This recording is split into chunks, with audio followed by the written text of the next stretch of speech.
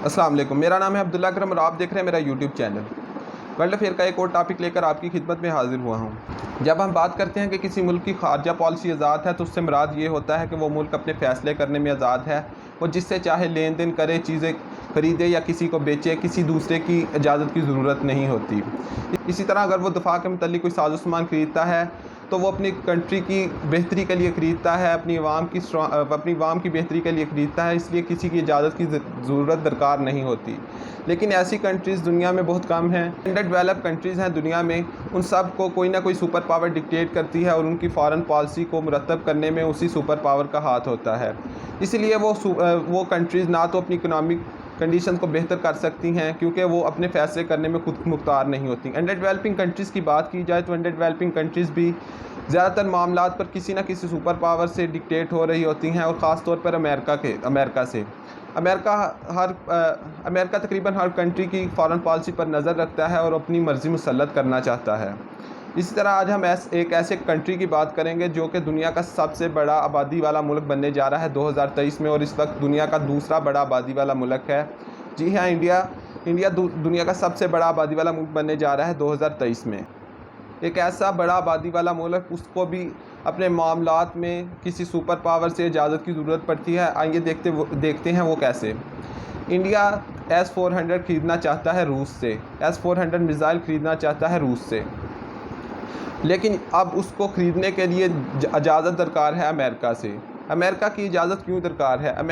एक एक्ट है countering America's adversary through sanction act 2017। इसके तहत अमेरिका ने ईरान, नॉर्थ कोरिया और रशिया पर पाबंदियाँ लगा रखी हैं कि कोई मुल्क भी इनसे ना दफ़ा और इंटेलिजेंस के मुतल्लिक़ कोई भी साजो सामान ना ख़रीदे, ना ही इनको बेचे।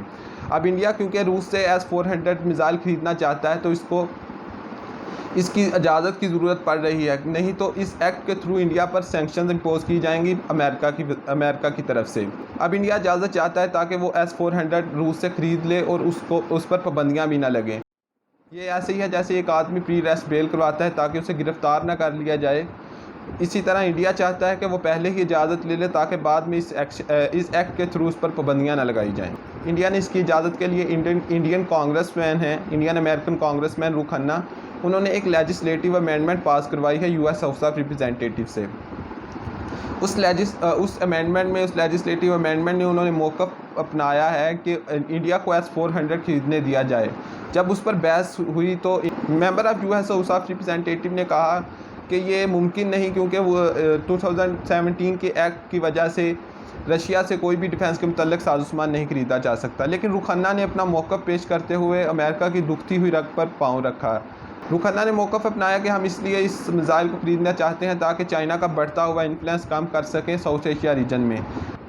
जब रुख खन्ना ने ये बात की तो हाउस ऑफ रिप्रेजेंटेटिव ने उस लेजिस्लेटिव अमेंडमेंट को पास कर लिया, क्योंकि जब भी बात चाइना की आती है तो अमेरिका अपनी पॉलिसीज़ पर गौर करने के लिए तैयार हो जाता है।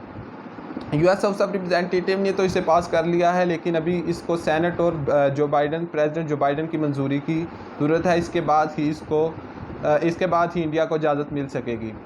आज हमने इस वीडियो में देखा कि कैसे कोई दूसरा मुल्क किसी और मुल्क की फॉरेन पॉलिसी को डिक्टेट करता है, या वो किसी अपने साजो सामान, अपने दिफा को मजबूत करने के लिए भी उसको किसी दूसरे कंट्री की इजाज़त दरकार होती है। इंडिया दुनिया का second world largest populace country है और साउथ एशिया रीजन में एक अहम कंट्री है। इसलिए अगर इंडिया जैसे एक मुल्क को भी अमेरिका से इजाज़त दरकार है अपनी डिफेंस को मजबूत करने के लिए, तो ये बड़ी तफशीश की बात है क्योंकि कोई भी कंट्री तब तक स्ट्रांग नहीं हो सकती, अपनी इकनॉमिक कंडीशन को स्ट्रांग नहीं कर सकती जब तक वो अपने फ़ैसले करने में आज़ाद नहीं होती। इसलिए हर मुल्क को हक़ है कि वो अपनी फ़ॉरेन पॉलिसी खुद मुरतब करे ताकि वो अपनी आवाम की बेहतरी के लिए काम कर सके।